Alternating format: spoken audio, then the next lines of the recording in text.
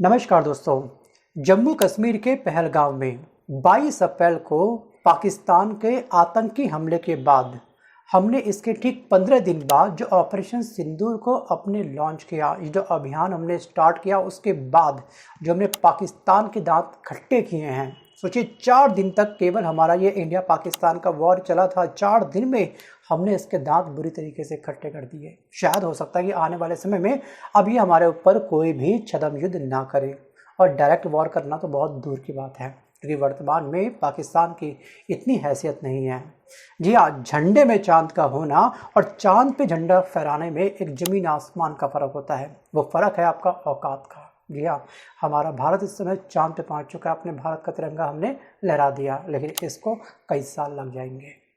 So guys, वैसे पाकिस्तान के अंदर गरीबी और गलतफहमी पाकिस्तान ने बहुत बुरी तरीके से पाल रखी है अपने अंदर, लेकिन इसका समर्थन करने वाला जो देश है दोस्त, तुर्की और अजरबैजान, इनका भी हाल शायद पाकिस्तान जैसा बहुत ही जल्द होने वाला है, क्योंकि इन्होंने पाकिस्तान का समर्थन कर दिया कुछ समय पहले, और हमारे द्वारा जो ऑपरेशन सिंदूर चलाया गया था इसको लेकर के बहुत ये ज़्यादा खफा हुए थे यहाँ के खास तौर पर नेता।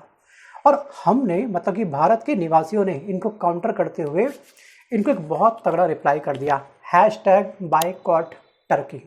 मतलब कि भारत के लपेटे में आए तुर्की और अजरबैजान को पाकिस्तान का समर्थन करने को लेकर के एक बहुत बड़ा खामियाजा भुगतना पड़ सकता है आने वाले समय में। जी हाँ, फाइनेंशियली बहुत बड़ा लॉस होगा दोनों ही देशों को। तुर्की और अजरबैजान के पर्यटन क्षेत्र में भारत का बड़ा योगदान है। वैसे सबसे अधिक जो लोग घूमने जाते हैं वो किस स्थान पे जाते हैं, उस देश का नाम आप मुझे वीडियो पर कमेंट जरूर करिएगा, वीडियो को पॉज करके। आई थिंक सो आप सबको मालूम होगा। सो गाइस, वर्ल्ड में सबसे ज़्यादा जो टूरिज़्म जो रिवेन्यू जनरेट करता है वो करता है फ्रांस। मतलब कि फ्रांस में सबसे अधिक लोग घूमने के लिए जाते हैं। सबसे पसंदीदा स्थान क्या है आपका? फ्रांस। सेकंड नंबर पे आपका स्पेन है, थर्ड में आपका यूएसए है, फोर्थ में आपका चाइना है, फिफ्थ में आपका इटली है, और सिक्स में आपका है टर्की, छठा स्थान। सोचिए हमारे देश से इसे कितना बड़ा रिवेन्यू जनरेट करता होगा, और हमने चला दिया है अपना अभियान #बायकॉट टर्की। सो गाइस, इसके बाद क्या हुआ, इस अभियान के बाद क्या हो गया कि लगातार भारतीय ट्रैवल कंपनियों और टूरिस्ट दोनों ही बेहद नाराज हैं, और ताबड़तोड़ जो बुकिंग है वो कैंसिल करना भी लोगों ने शुरू कर दिया है। क्योंकि जिनकी टिकट बुक हो चुकी है, अभी कोई भी अगर भारतीय अगर इस स्थान में घूमने के लिए जाता है, तुर्की और अजरबैजान में घूमने के लिए जाता है, तो बाई डिफ़ॉल्ट कॉमन सी बात है कोई घूमने जाए और वहाँ की फ़ोटो अपलोड ना करे सोशल मीडिया प्लेटफॉर्म पर, ये तो संभव है ही नहीं। ठीक है, बहुत ही रेयर लोग होते हैं जो अपनी फ़ोटो को क्लिक नहीं करते हैं, लेकिन मैक्सिमम लोग अपने घूमने के साथ साथ में लोगों को भी जानकारी वहाँ के बारे में देते हैं। I am there, I am here, मैंने ये खाया, मैंने वो खाया, तमाम चीज़ें। लेकिन इस बात अगर कोई भी भारतीय टर्की या अजरबैजान घूमने के लिए जाएगा, अगर वो फ़ोटो डालता है तो उसको काफ़ी नेगेटिव कमेंट का सामना करना पड़ सकता है। और इसी डर से, और इसके अलावा दोस्तों, जो अंदर हमारे भारतीय अंदर गुस्सा भरा पड़ा हुआ है, इसको लेकर के तमाम लोग अपनी टिकट को कैंसिल कर रहे हैं और अपना रिफ़ंड लगातार मंगवा रहे हैं। सोचिए कहाँ पे टर्की की जो रैंक है वो 6 रैंक है, अब वो रैंक बहुत बुरी तरीके से गिरने वाली है। पिछले कुछ साल में भारत से लाखों की तादाद में अजरबैजान और तुर्की में हमारे भारत के बहुत सारे टूरिस्ट वहाँ पर घूमने के लिए गए थे। अब इसके बाद दोनों ही देशों ने अरबों की कमाई करी है हमारे द्वारा, और यहाँ पर हमको ध्यान रखना है कि इस बार हमको #बायकॉट टर्की इस अभियान में अपना पूरा सहयोग करना है। अगर टिकट बुकिंग हो चुकी है तो उसको प्लीज़ आप लोग कैंसिल कर दीजिएगा। अगर आप घूमने का प्लान इस देश में बना रहे हैं तो बाकी बहुत सारे देश हैं, वहाँ घूम लीजिएगा। फ्रांस घूम लो, स्पेन घूम लो, यूएस घूम लो, चाइना घूम लो, इटली घूम लो, जहाँ घूमना है घूमो, प्लीज़ यहाँ मत घूमिएगा। सो गाइस, यहाँ पर एक कंपनी है, ट्रैवल प्लेटफॉर्म कंपनी, आपको पता होगा, ईज़ माई ट्रिप। इस ईज़ माई ट्रिप के फाउंडर और चेयरमैन है निशांत। इन्होंने भी एक बार फिर भारत के पक्ष लेते हुए यात्रियों से एक अपील करी है, अनुरोध किया है कि वो तुर्की और अजरबैजान की यात्रा करने से बचें। सोचिए ये ट्रैवल कंपनी के फाउंडर हैं, इनके पास बुकिंग आएगी तो एक मोटा प्रॉफिट इनको भी कहीं ना कहीं मिलेगा। उस प्रॉफिट को दरकिरार करते हुए ये अपनी देशभक्ति को साफ साफ इस अपील के माध्यम से जाहिर कर रहे हैं।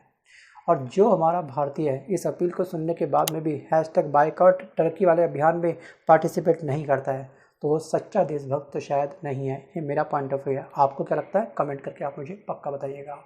तो अगर इसके अलावा जो यहाँ के चेयरमैन हैं, इन्होंने आगे ये भी कहा है कि भारत पाकिस्तान में युद्ध जैसी स्थिति और तुर्की व अजरबैजान के पाकिस्तान का समर्थन करने के बाद भारतीय नागरिकों को वहाँ की यात्रा से अब बचना चाहिए। हाँ, अगर कोई मेडिकल इमरजेंसी है तो वो अलग बात है। इन्होंने ये भी यहाँ पे बोल दिया। इस स्क्रीनशॉट को आप लोग ध्यान से पढ़ लीजिएगा एक बार।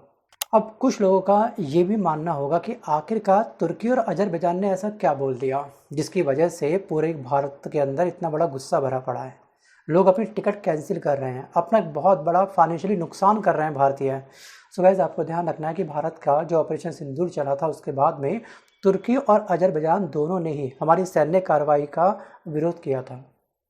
सोचिए, ऑपरेशन सिंदूर जो हमने चलाया था इसका विरोध किया था इन दोनों देशों ने, और दोनों ही देशों के जो विदेश मंत्रालय हैं उन्होंने भारतीय कार्रवाई का विरोध करते हुए ये कहा था कि भारत को सैन्य कार्रवाई की बजाय बातचीत से इसका हल निकालना चाहिए और निर्दोष नागरिकों का खून बहाने से बचना चाहिए। मतलब कि दोनों देशों ने पाकिस्तान का समर्थन किया था इस स्टेटमेंट के बाद। आपको लगता है कि पाकिस्तान मान जाता बातचीत से? कितनी बार इसने हमारे ऊपर ठीक है छद्म युद्ध किया है, मतलब कि आतंकवादियों के द्वारा हमारे देश के अंदर दहशत फैलाने का प्रयास किया है। पिछले 4 युद्धों की हार से इसने क्या सीखा? 1948, 1965, 1971, 1989 क्या सीखा इसने? हमने इसको एक रिप्लाई किया था, जी हाँ, एयर स्ट्राइक। उसके बाद हमने करी थी सर्जिकल स्ट्राइक इसके ऊपर, और अब करी हमने इसके ऊपर एक मिसाइल स्ट्राइक। मैं बात कर रहा हूँ दोस्तों पुलवामा अटैक के बारे में, उरी अटैक के बारे में, और पहलगाम हमले के बाद में हमने करी इसके बाद मिसाइल स्ट्राइक उसके बारे में। आपको लगता है कि आसानी से ये मान जाएगा? मुझको ये लगता है कि शायद पाकिस्तान का भी बंटवारा हो जाना चाहिए, अभी पाकिस्तान को अब बलूचिस्तान वाले देश में कन्वर्ट कर देना चाहिए। जैसे हमने पूर्वी पाकिस्तान को कन्वर्ट किया था ना बांग्लादेश के अंदर, वैसे ही हमको यहाँ पर जो BLA है उसका सपोर्ट करके इस पाकिस्तान की वर्तमान में जो सरकार है इसका नामो निशान मिटा देना चाहिए। आपको क्या लगता है? चलिए आप मुझे कमेंट करके पक्का बताइएगा। सो गाइस, इसके अलावा जो रिफ़ंड है, लगातार बहुत सारी कंपनियां रिफ़ंड के बाद में यहाँ पर अपनी विंडो को शट डाउन कर रही है। मतलब कि एक कंपनी है, आपकी ट्रैवल कंपनी है, इसका नाम है D2C। ये ट्रैवल टेक्नोलॉजी फर्म के CEO हैं यहाँ पर, उनका नाम है गोविंद गौर। उनका कहना ये है कि हमने इन दोनों ही जगहों के लिए बुकिंग पूरी तरह से बंद कर दी है अपने प्लेटफॉर्म पर। वो सेलेक्ट करने का अगर कंट्री का ऑप्शन जो आता है वहाँ पे आप लोगों को दिखाई नहीं दे रहा है। इसे कहते हैं सच्ची देशभक्ति। और इतना ही नहीं, पहले से जो बुकिंग है ना, अब वो यात्री भी अपनी बुकिंग कैंसिल करवा करके पैसा रिफंड लगातार ले रहे हैं, और उसमें हम लोग बहुत ही कम मार्जिन कट कर रहे हैं, बहुत ही ना के बराबर सोचिए। और अभी तक दोनों ही देशों के लिए ट्रैवल बुकिंग 50% कम हो गई है, और इन दोनों देशों के लिए भारत दूसरा सबसे बड़ा टूरिज़्म बाजार था, टर्की के लिए भी और अजरबैजान के लिए भी। सोचिए 50% ट्रैवल कहाँ के होते हैं? हमारे इंडियन होते हैं, इस देश के अंदर घूमने जाते हैं। नुकसान तो हुआ है बहुत तगड़े वाला। अब यहाँ पर अगर हम बात करें कि मालदीव से भी ज़्यादा नुकसान होगा इन दोनों देशों को। तो गाइस, मालदीव के बारे में आपको याद होगा कि मालदीव को $2 अरब करीब 17,000 करोड़ रुपए से भी ज़्यादा का नुकसान हुआ था।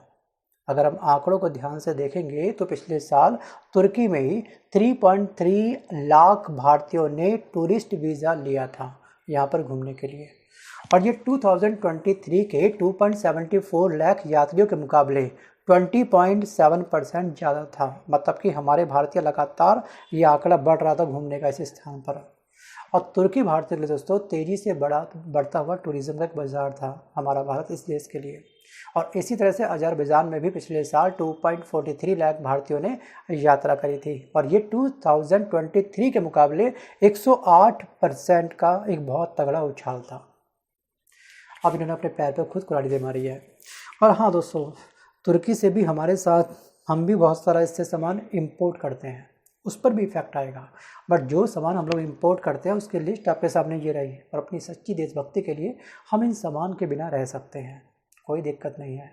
और सेब, एप्पल एक बहुत बड़ी मात्रा में हम लोग टर्की से अपने यहाँ पर मंगवाते हैं, लेकिन अब हमने वो डील भी क्या कर दी है, क्लोज़ कर दी है। हमें नहीं चाहिए, हम किसी और देश से हेल्प ले लेंगे इस आइटम की, बट आपसे नहीं।